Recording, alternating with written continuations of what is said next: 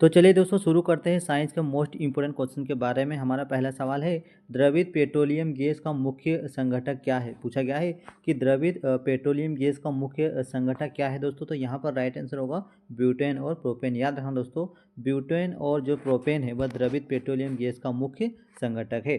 Next question है दोस्तों हमारे यहाँ पर, बॉयल का नियम लागू होता है। बॉयल का नियम लागू होता है तो यह नियत तापमान पर, याद रखना, नियत तापमान पर बॉयल का जो नियम है वह लागू होता है। तो ऑप्शन नंबर बी दोस्तों यहाँ पर राइट आंसर होगा। नेक्स्ट क्वेश्चन दोस्तों हमारे यहाँ पर, एनटीपी पर 1 मोल गैस का आयतन कितना होता है। एनटीपी पर 1 मोल गैस का जो आयतन होता है वह कितना होता है। तो 22.4 लीटर होता है। ऑप्शन नंबर बी यहाँ पर राइट आंसर होगा। याद रखना, एक एनटीपी पर 1 मोल गैस का जो आयतन होता है वह 22.4 लीटर होता है। नेक्स्ट क्वेश्चन दोस्तों हमारे यहाँ पर, सिगरेट लाइटर से कौन सी गैस निकलती है। सिगरेट और लाइटर में कौन सी गैस भरी हुई होती है। प्रोपेन, ब्यूटेन या हाइड्रोजन या CO2।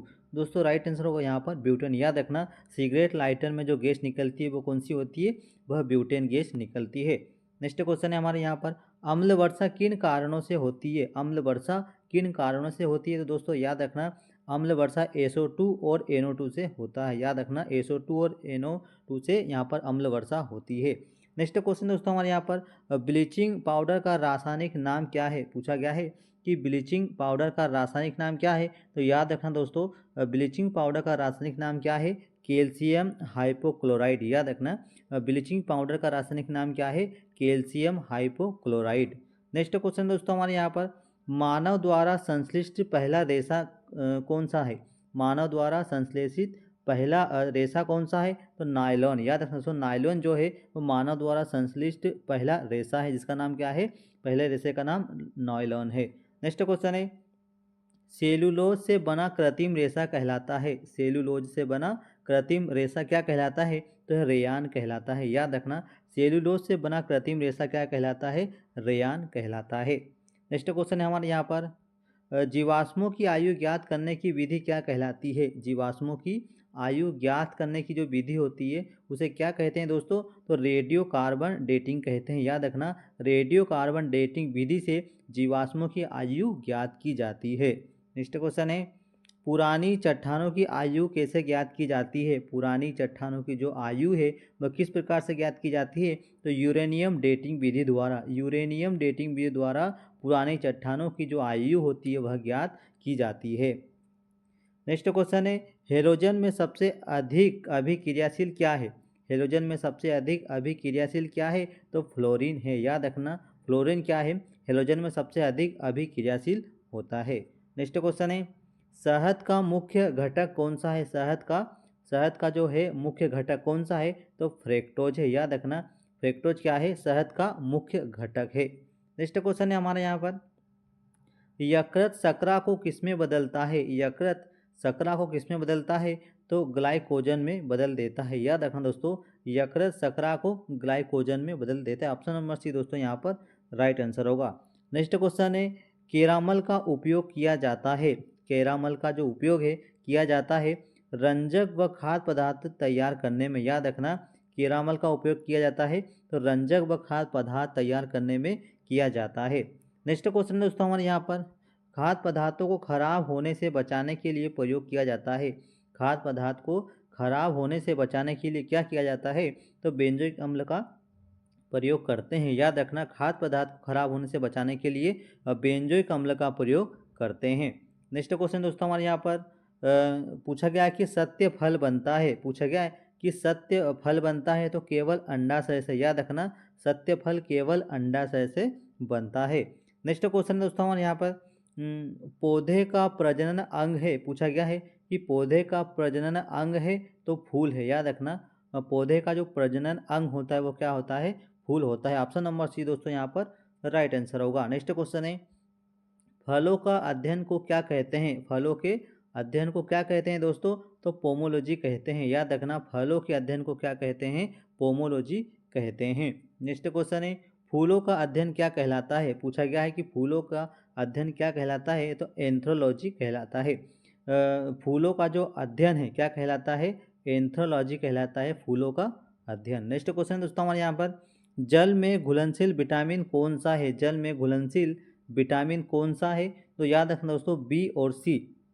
विटामिन बी और विटामिन सी जल में घुलनशील दोनों विटामिन होते हैं। नेक्स्ट क्वेश्चन है, वसा में घुलनशील विटामिन कौन है? वसा में घुलनशील विटामिन निम्न में से कौन है?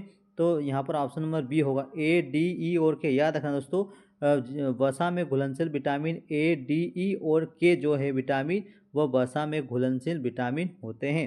नेक्स्ट क्वेश्चन दोस्तों हमारे यहाँ पर, मस्तिष्क का सबसे बड़ा भाग क्या कहलाता है? मस्तिष्क का सबसे बड़ा भाग क्या कहलाता है? तो सेरेब्रम कहलाता है।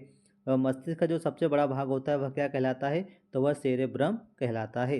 नेक्स्ट क्वेश्चन है हमारे यहाँ पर, अल्जाइमर रोग में कौन सा अंग प्रभावित होता है? अल्जाइमर रोग में कौन सा अंग प्रभावित होता है? तो मस्तिष्क प्रभावित होता है। ऑप्शन नंबर सी दोस्तों यहाँ पर राइट आंसर होगा। नेक्स्ट क्वेश्चन है, गंध की पहचान किसके द्वारा होती है? गंध की पहचान किसके द्वारा होती है?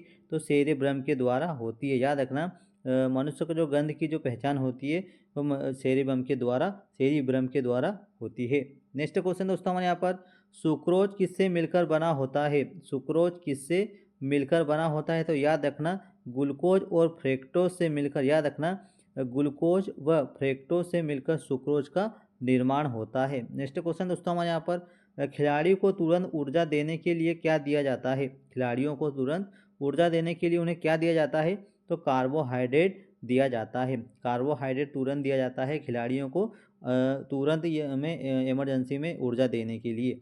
नेक्स्ट क्वेश्चन दोस्तों हमारे यहाँ पर, वर्षा की बूंदें गोल क्यों होती है? वर्षा की बूंदें गोल क्यों होती है? तो पृष्ठ तनाव के कारण। याद रखना दोस्तों, वर्षा की जो बूंदें गोल होती है तो पृष्ठ तनाव के कारण होती है। नेक्स्ट क्वेश्चन है, अशुद्धियों से द्रव का क्वथनांक, अशुद्धियों से द्रव का क्वथनांक क्या होता है? बढ़ जाता है। याद रखना, अशुद्धियों से जो द्रव का जो क्वथनांक होता है वो क्या होता है?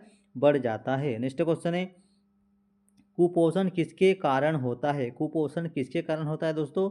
तो प्रोटीन की कमी के कारण, प्रोटीन की कमी के कारण कुपोषण रोग होता है। नेक्स्ट क्वेश्चन है, क्वाशियोरकर व मरासमस रोग किसकी कमी के कारण होता है? तो ये भी प्रोटीन की कमी के कारण ही होते हैं। ऑप्शन नंबर बी दोस्तों यहाँ पर राइट आंसर होगा। नेक्स्ट क्वेश्चन है दोस्तों हमारे यहाँ पर, बच्चों का मानसिक व शारीरिक विकास रुक जाता है, क्या कारण है? बच्चों का मानसिक व शारीरिक विकास रुक जाता है, किसका कारण, किसके कारण? तो थायरॉक्सिन की कमी के कारण। थायरॉक्सिन की कमी के कारण बच्चों का मानसिक व शारीरिक विकास रुक जाता है। नेक्स्ट क्वेश्चन दोस्तों हमारे यहाँ पर, मनुष्य में बुढ़ापे आने का मुख्य कारण क्या है? मनुष्य में बुढ़ापा आने का मुख्य कारण क्या है? तो थाइमस ग्रंथि का लुप्त होना। याद रखना, थाइमस ग्रंथि का लुप्त होने के कारण मनुष्य का बुढ़ापा आ जाता है। नेक्स्ट क्वेश्चन दोस्तों हमारे यहाँ पर, प्रकृति में सबसे अधिक पाए जाने वाला कार्बनिक यौगिक कौन सा है? प्रकृति में सबसे अधिक पाए जाने वाला कार्बनिक यौगिक कौन सा है? तो सेल्यूलोज है। यहाँ पर राइट आंसर होगा दोस्तों सेल्यूलोज। नेक्स्ट क्वेश्चन दोस्तों हमारे यहाँ पर, आरएनए का मुख्य कार्य क्या है? पूछा गया है कि आरएनए का मुख्य कार्य क्या है? तो प्रोटीन को संश्लेषण करना। क्या है आरएनए का मुख्य कार्य? क्या है?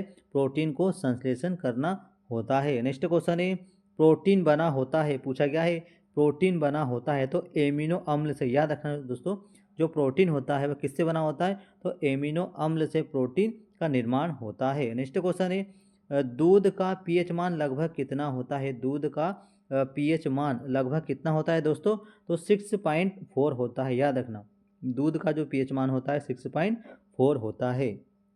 नेक्स्ट क्वेश्चन दोस्तों हमारे यहाँ पर, दूध के प्रोटीन को पचाने वाले एंजाइम कौन सा है? दूध के प्रोटीन को पचाने वाला जो एंजाइम है वह निम्न में से कौन सा है? तो वह रेनिन है। याद रखना, दूध के प्रोटीन को पचाने वाला एंजाइम कौन सा है? रेनिन है। नेक्स्ट क्वेश्चन दोस्तों हमारे यहाँ पर, दूध की शुद्धता मापने वाला यंत्र क्या कहलाता है? दूध की शुद्धता मापने वाला जो यंत्र है वह लेक्टोमीटर कहलाता है। याद रखना दोस्तों, दूध की शुद्धता को हम लेक्टोमीटर के द्वारा मापते हैं। नेक्स्ट क्वेश्चन दोस्तों हमारे यहाँ पर, BSE 10% का व्यापारिक नाम क्या है? पूछा गया है कि BSE 10% का व्यापारिक नाम क्या है? तो गेमेक्सिन है। याद रखना दोस्तों, मोस्ट इंपोर्टेंट क्वेश्चन है कि BSE 10% का व्यापारिक नाम क्या है?